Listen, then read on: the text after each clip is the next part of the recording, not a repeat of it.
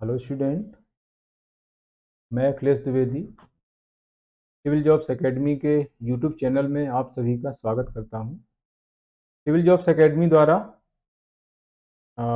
Interview में guidance देने संबंधी एक श्रृंखला स्टार्ट की गई है, जिसमें हमने अभी एक लाइव सेशन माननीय श्री मनोज बर्मन सर का करवाया था। इसके बाद मैंने एक कॉन्फिडेंस रिलेटेड जो है एक वीडियो यूट्यूब पर अपलोड किया है। उसी कड़ी में आज मैं एक नया और महत्वपूर्ण सब्जेक्ट लेकर के आप लोगों के समक्ष उपस्थित हो रहा हूँ। ये सब्जेक्ट है डैब से संबंधित इंटरव्यू में पूछे जाने वाले प्रश्नों के बारे में और उन प्रश्नों का जवाब देने के संबंध में कि किस तरह से हम जवाब उनका देंगे। तो इस पर हम आज चर्चा करने वाले हैं। देखिए, डैब मतलब होता है DAF ना। डैब का मतलब होता है डिटेल्ड एप्लीकेशन फॉर्म, यानी आपने जो विस्तृत अपनी जानकारी उपलब्ध कराई है उसके बारे में प्रश्न पूछना। आप सभी ने इंटरव्यू से संबंधित फॉर्म फिल किया होगा और उसमें जो व्यक्तिगत विवरण पत्रक जो आपने फिल किया होगा और उसके की 6 कॉपी आपने करा करके आयोग में सबमिट की होंगी। तो उस डैफ से संबंधित जो कॉपी है वो कॉपी इंटरव्यू बोर्ड के जो मेंबर होते हैं उनके पास पहुंचाई जाती है और बोर्ड जो मेंबर हैं वो उसी से क्वेश्चन आपको पूछते हैं। यानी क्वेश्चन पूछने की जो स्टार्टिंग होती है वो डैप से होती है। एक्चुअली होता क्या है कि जो इंटरव्यू बोर्ड होता है उसमें 4 से 5 मेंबर होते हैं, कभी 6 भी होते हैं। तो इन मेंबर्स में कम से कम एक मेंबर जो है MPPSC का होता है, BPSC का सदस्य उसमें बोर्ड में होता है और वही MPPSC का जो सदस्य है वही बोर्ड का इंटरव्यू बोर्ड का चेयरमैन भी होता है और उसी के द्वारा प्रश्न पूछने की स्टार्टिंग की जाती है इंटरव्यू की। और वो स्टार्टिंग ज़्यादातर डैप से संबंधित होती है। आपके व्यक्तिगत विवरण पत्रक की जो जानकारी है उससे संबंधित क्वेश्चन पूछे जाते हैं। जैसा कि अभी बर्मन सर ने भी बोला था कि ये प्रश्न आउट ही है, एक तरीके से पेपर आउट है कि व्यक्तिगत विवरण पत्रक से संबंधित क्वेश्चन तो पूछना ही पूछना है और 95% स्टार्टिंग वहां से की जाती है। तो हम उसको बहुत अच्छे ढंग से तैयार करें, उसकी तैयारी कैसे करें उस पर हम आगे चर्चा करने वाले हैं। वही आज का मुख्य विषय है। तो उसको अगर आपने अच्छे ढंग से तैयार कर लिया है, उससे संबंधित क्वेश्चंस आपने अगर अच्छे से जब उनका जवाब दे दिया है तो आपका जो इंटरव्यू है बहुत अच्छा जाएगा। आगे के क्वेश्चंस भी आप कॉन्फिडेंस से उनका जवाब दे पाएंगे। तो हम जो है उसको अच्छे से तैयार करें। अब बात ये आती है कि यहाँ से क्वेश्चंस क्यों पूछे जाते हैं। यहाँ से क्वेश्चन मतलब व्यक्तिगत विवरण पत्रक से क्वेश्चन क्यों पूछे जाते हैं, तो इसके बारे में मैंने पहले ही बताया है। एक वीडियो इसके पहले भी मैंने अपलोड किया था यूट्यूब पर। तो उसमें बताया था कि इसके 2 एस्पेक्ट होते हैं। एक एस्पेक्ट ये होता है कि आप जो है बहुत टेंशन में जाते हैं इंटरव्यू देने, बहुत ज़्यादा प्रेशर होता है, बहुत टेंशन होता है। तो उनका एक मकसद होता है कि आपको जो है टेंशन फ्री कर दें। और ये भी एक इम्पॉर्टेंट बात है कि टेंशन आपको कब तक रहेगा, जब तक आप गेट के बाहर रहेंगे। जैसे ही आप गेट के अंदर गए और चेयर पर बैठे और उन्होंने क्वेश्चन पूछना स्टार्ट किया, वैसे ही आप जो है टेंशन फ्री हो जाते हैं। तो टेंशन फ्री करने का एक मकसद होता है। दूसरा मकसद ये होता है कि आप अपने बारे में कितना जानते हैं। पहले तो आपको अपने बारे में जानना पड़ेगा। अगर आप अपने बारे में नहीं जान पा रहे हैं तो दूसरों के बारे में क्या जान पाएंगे, है ना? तो ये कुछ एस्पेक्ट होते हैं। इसके बाद क्वेश्चन प्रारंभ हो जाते हैं। क्वेश्चन नॉर्मली या तो आपके नाम से स्टार्ट होंगे या आपके परिचय से स्टार्ट होंगे। पहले नाम का अर्थ वगैरह पूछते हैं या कभी-कभी पूछ लेते हैं कि आप अपना परिचय दीजिए या आप अपने बारे में बताइए। ज़्यादातर क्वेश्चन यहाँ से पूछे जाते हैं। तो अगर आपको आपका परिचय पूछा जाता है तो ये आपके लिए बहुत बड़ी अपॉर्च्युनिटी होगी। आपको अपने बारे में बताना है, आप जो हैं वो बताना है। कभी-कभी क्या होता है कि आप अपने बारे में कुछ ऐसी चीज़ डेप्थ में व्यक्तिगत विवरण पत्रक में नहीं लिख पाते हैं क्योंकि उसमें कॉलम नहीं होता है। आपकी वो अचीवमेंट है लेकिन आप लिख नहीं पा रहे हैं। तो आपसे अगर आपका परिचय पूछा गया है तो आपके पास अपॉर्च्युनिटी है कि आप उस उपलब्धि को, उस अचीवमेंट को, उसके बारे में बताएँ क्योंकि आपने डेप्थ में उसको लिख नहीं पाया, मेंशन नहीं कर पाए क्योंकि कॉलम नहीं था, है ना? तो आपको बहुत अच्छे तरीके से अपना परिचय तैयार कर लेना है। मैंने पिछले वीडियो में भी जो है परिचय कैसे देना है उसके बारे में मैंने बताया था। एक बार फिर से मैं आप लोगों को बता रहा हूँ इसमें क्या-क्या मेंशन करना होता है परिचय के बारे में। तो इसमें पहले आप अपना नाम बताएँगे, फिर पिता का नाम, पिताजी का नाम, माताजी का नाम, फिर आप कहाँ के रहने वाले हैं। ये हालाँकि ऐप में लिखा हुआ है, लेकिन फिर भी बताना तो पड़ेगा, है ना? आपका नाम, पिता का नाम, माताजी का नाम, आपका पता, कहाँ के रहने वाले हैं, ग्राम, जिला, तहसील जो भी है और फिर आपकी क्वालिफ़िकेशन आएगी, मैंने ये किया हुआ है। स्नातक किया है, स्नातकोत्तर किया, ये सब्जेक्ट किया है ना? इसके अलावा कॉलेज, यूनिवर्सिटीज़ यूनिवर्सिटी में जो आपने अचीवमेंट हासिल की हो, जो आपने डेप्थ में नहीं भर पाई हो, उसको आप बताएँगे। ये सब बताते हुए हम बताएँगे कि अ, एमपीपीएससी 2020 का प्री और मेंस को क्वालीफाई करके और इसके इंटरव्यू के लिए मैं आज आपके समक्ष उपस्थित हूँ।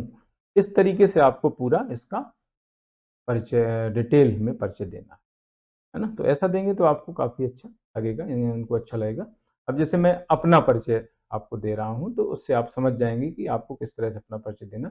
मैं आपको अपना परिचय देके बता रहा हूँ। मेरा नाम अखिलेश द्विवेदी है। मेरे पिताजी का नाम श्री कुबेर प्रसाद द्विवेदी है। मेरे माताजी का नाम राजा बहू है।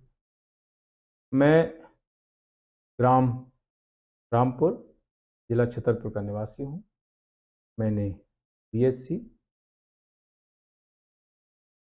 एमए समाजशास्त्र, एमए लोक प्रशासन से किया है और लोक प्रशासन से नेट क्वालीफाई किया है। सागर यूनिवर्सिटी में अध्ययन के दौरान मैंने वाद-विवाद प्रतियोगिता में कुछ प्रमाण पत्र हासिल किए हैं। विगत कुछ वर्षों से मैं कुछ सामाजिक संगठनों के माध्यम से शिक्षा के क्षेत्र में काम कर रहा हूँ, शिक्षा के उत्थान के लिए काम कर रहा हूँ। मैंने एमपीपीएससी 2020 की प्रारंभिक तथा मुख्य परीक्षा उत्तीर्ण करके इसके साक्षात्कार के लिए आज आप लोगों के समक्ष उपस्थित हूँ। इस तरीके से जो है आपको अपना परिचय देना है, मेरे ख्याल से आप समझ गए होंगे। कभी-कभी परिचय ना पूछ करके नाम से क्वेश्चन स्टार्ट कर देते हैं। नाम जैसे इसमें मैंने मेंशन किया हुआ है, आपका नाम, आपके पिता का नाम, यहाँ से भी प्रश्न पूछे जाते हैं। जैसे मैंने जब इंटरव्यू दिया तो मैंने इसका ज़िक्र पहले भी किया है। मैंने जो इंटरव्यू दिए थे, उनमें एक इंटरव्यू जो दिया था एमपीपीएससी में, वो मेरा इंटरव्यू जो है डॉक्टर प्रदीप कुमार जोशी सर के बोर्ड में था, जो यूपीएससी के चेयरमैन थे, उसके पद से अभी कुछ समय पहले रिटायर हो गए हैं।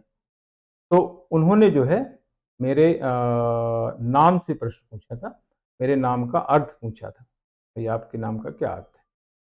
तो मैंने बताया था मेरा मेरे नाम का, मेरा नाम अखिलेश है, तो उसका मैंने संधि विच्छेद करके बताया था कि अखिल धन ईश। अखिल का मतलब होता है संपूर्ण, ईश का मतलब देवता यानी संपूर्ण के देवता।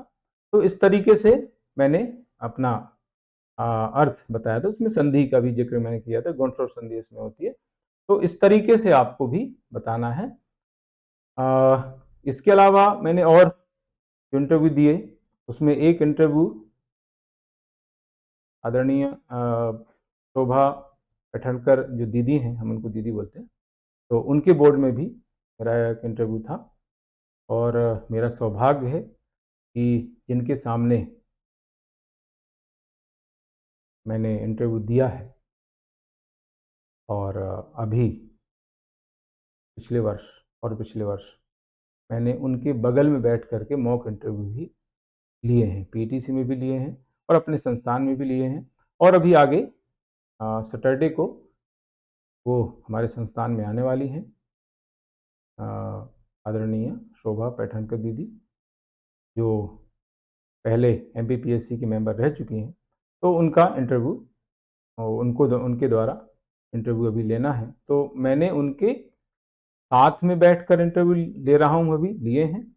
और उस समय जब मैं तैयारी करता था तो उनके सामने बैठ करके इंटरव्यू मैंने दिए हैं। ये मेरा सौभाग्य है ना। तो मेरा जो शोभा दीदी के बोर्ड में इंटरव्यू था, तो उस समय मुझसे खजुराहो के बारे में बहुत सारी डिटेल पूछी गई थी, नाम के बारे में नहीं पूछा गया था। तो जरूरी नहीं है कि सभी से नाम के संबंध में क्वेश्चन पूछे जाए, है ना। तो इस तरीके से स्टार्टिंग नॉर्मली आपके परिचय से होती है या आपके नाम से संबंधित होती है। तो आप अपने नाम के बारे में और अपने पिताजी के नाम के बारे में पूरी डिटेल जानकारी आपको रखनी पड़ेगी। यानी नाम से संबंधित अगर उसमें नाम में कोई संधि हो, कोई समास हो, उसका पर्यायवाची अगर होता हो, तो वो सारी चीज़ें हम आपको अच्छे से पता होना चाहिए। जैसे किसी का नाम महेश है, तो उसमें आपको बताना पड़ेगा कि किस तरह से उसको संधि विच्छेद किया जाता है। महाधनेश होता है, महेश यानी शिव जी का नाम है, तो शिव जी के बारे में आपसे क्वेश्चन पूछने लग जाएंगे, है ना। आपका नाम या पिता का नाम महेश है, मैं एक एग्जाम्पल देकर के बता रहा हूँ। तो इस तरीके से जो है शिव जी का की डिटेल आपको पूरी होनी चाहिए, है ना। मृत्युंजय जैसे किसी का नाम है, एक बार एक स्टूडेंट था, उसका नाम मृत्युंजय था, तो उसके इंटरव्यू में मृत्युंजय से संबंधित महामृत्युंजय के बारे में पूरा पूछा, है ना। ये मैं बता रहा हूँ वो जो हुआ है ना। तो मृत्युंजय नाम के व्यक्ति से महामृत्युंजय के बारे में, शिव जी के बारे में पूरा पूछा गया था।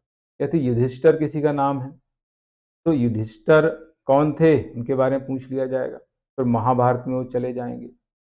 युधिष्ठिर में समास भी होता है, युद्ध में स्थिर स्थिर, इसमें तत्पुरुष समास, अधिकरण तत्पुरुष समास।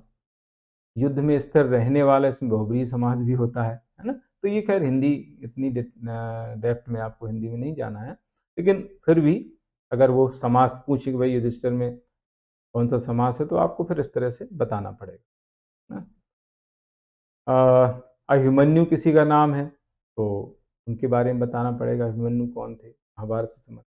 किसी का नाम राम कुमार नाम है, तो भगवान राम के बारे में पूछ लेंगे, फिर वो रामायण में रामचरितमानस में चले जाएंगे ना। राम शंकर किसी का नाम है, तो भगवान राम के बारे में भी उनको डिटेल रखना पड़ेगी, शंकर के बारे में डिटेल रखना पड़ेगा। तो इस तरीके से जो है आपके नाम, आपके पिताजी के नाम के बारे में आपको पूरी डिटेल रखना है। संधि, समास, उनका मीनिंग, पर्यायवाची शब्द, जैसे किसी का नाम मनोज है, तो मनोज, कामदेव को मनोज भी कहा जाता है, तो उनके पर्यायवाची आपसे पूछे जाएंगे।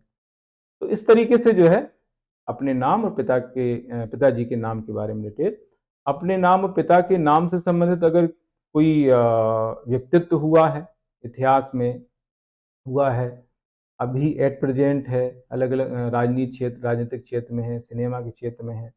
जैसे अमित, बहुत सारे लोगों का नाम होता है, तो अमित शाह है, अभी गृह मंत्री हैं, उनके बारे में पूछ लिया जाएगा।